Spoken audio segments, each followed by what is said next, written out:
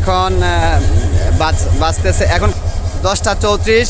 যমুনা ট্রেনটি ময়মনসিংহ জংশনের 3 নাম্বার লাইনে এসে দাঁড়িয়েছে। 2 নাম্বার প্ল্যাটফর্মের 2 নাম্বার লাইনে কম্পিউটার ট্রেনটি দাঁড়ানো আছে।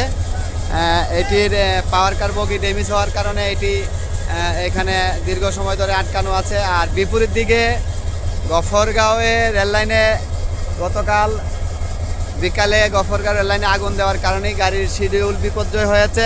আজকেও সকাল থেকে আমরা জানতে পেয়েছি, আজকেও সকাল থেকে গফরগাঁও দিকে নাকি গাড়িগুলো আটকিয়ে রাখা হয়েছে, যার জন্য ময়মনসিংহ জংশনে এই গাড়ি আটকানো আছে।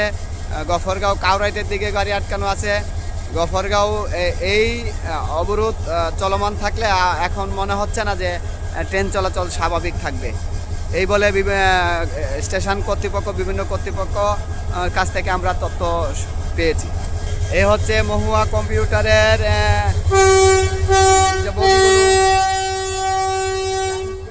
পাওয়া আসলে এত সহজ মনে হচ্ছে না। যেখানে এই যে হচ্ছে যমুনা 3 নাম্বার লাইনে, 2 নাম্বার লাইনে কম্পিউটার ট্রেন ময়মনসিংহ জংশনে দাঁড়ানো আছে।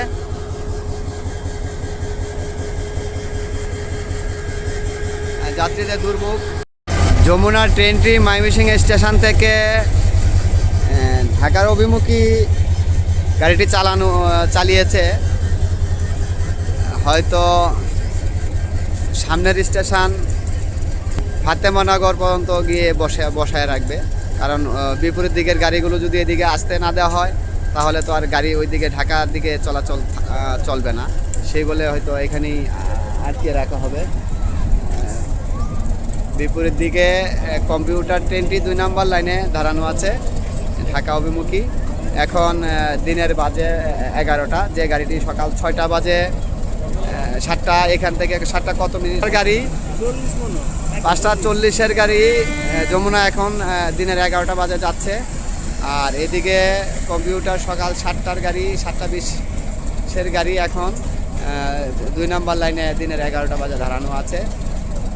গফরগাঁও রেল লাইনে আগুন দেওয়ার কারণে গাড়িগুলো ঠিক এইভাবেই শিডিউল বিপর্যয় প্লাস এখনও গাড়ি চলাচল বন্ধ আছে।